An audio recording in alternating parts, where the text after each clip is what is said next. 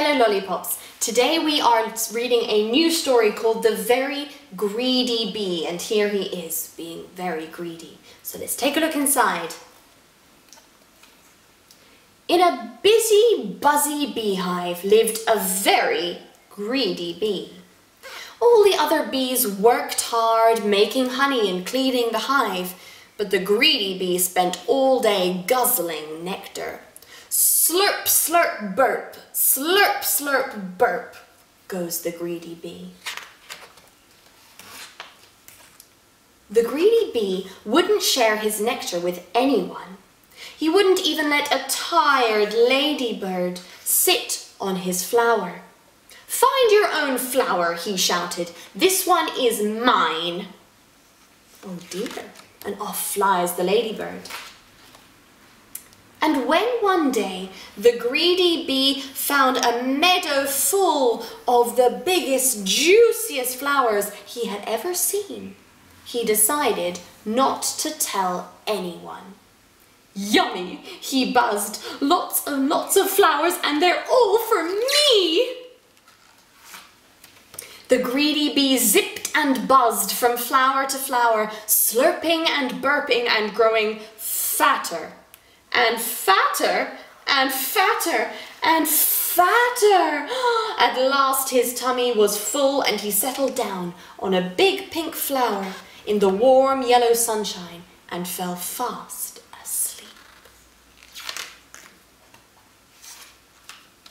When the greedy bee woke up, it was dark. He tried to fly, but his tummy was so rolly and polly that biff, bang, thump. He went down instead of up and crashed, biff, bang, thump, to the ground.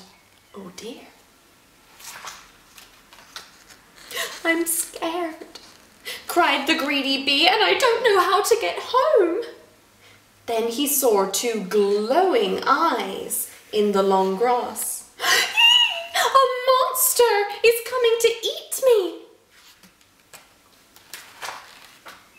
But it wasn't a monster. It was two friendly fireflies, their bottoms glowing in the dark. "What's wrong?" they asked.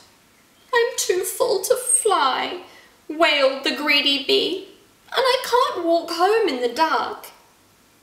"Follow us," said the fireflies, and they all set off in the long, long journey home. Through forests of flowers and squishy mud, over the hills and under the stars trudged the greedy bee. He had never walked so far, and he was very tired. "Almost there," called the fireflies, when they heard the whoosh of running water. What could that be? "I'm almost home," cried the greedy bee excitedly. "It's the stream." And it was. But his hive was on the other side of it. "Oh no," said the greedy bee, flopping down on the grass. "How will I ever get across?" "We'll help you," said a tiny ant with a big leaf. What are they going to do? The ant and his friends flipped the big leaf into the water. "Jump on," they cried.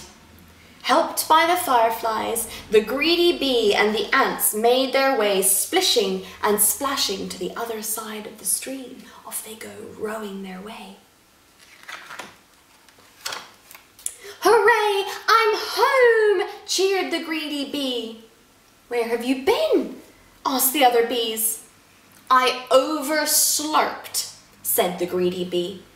"I would have never made it home if my new friends hadn't been so kind. Now I'm going to share my best honey with them.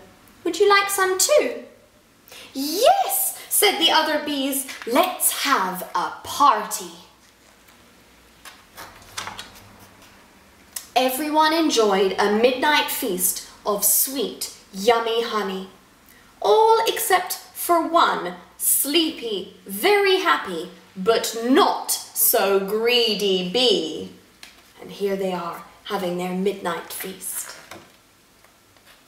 And in the end, everyone goes to sleep.